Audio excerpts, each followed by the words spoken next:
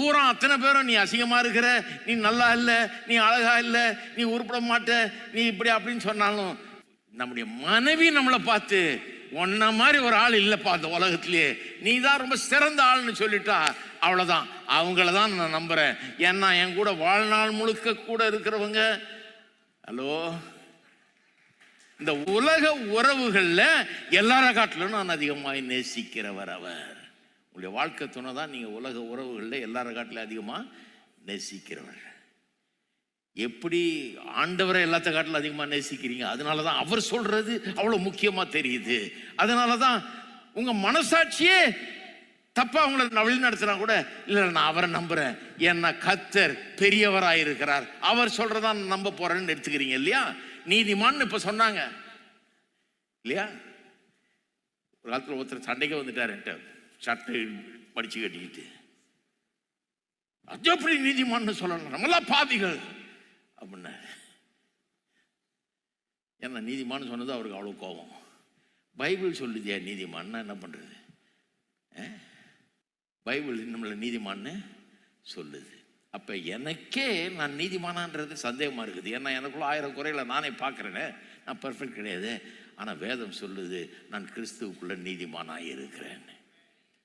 என்ன அவர் ரொம்ப நேசிக்கிறார், எனக்காக ஜீவனையை கொடுத்திருக்கிறார், என் அன்பு உருறார், எனக்காக எல்லாத்தையும் செய்கிறாரு. இந்த உலகத்தில் எல்லாத்த காட்டிலும் அவரை தான் நான் நம்புகிறேன், அவரை தான் விசுவாசிக்கிறேன், அவரை தான் பெருசாக நினைக்கிறேன். ஆகவே எவர் என்ன சொன்னாலும் அவர் சொன்னதை நான் நம்புகிறேன்.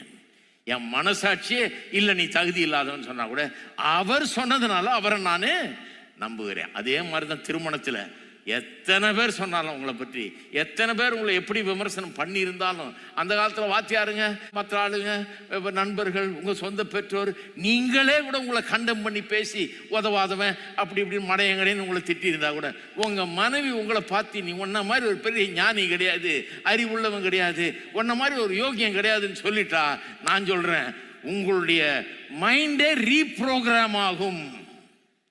ஹலோ, இருக்கிறீங்களா? அன்பு திருமண வாழ்க்கையில் எப்படி வேலை செய்து சுகமாக்குது, ஆளுடைய மைண்டையே மாற்றுதுன்னு சொல்கிறேன்.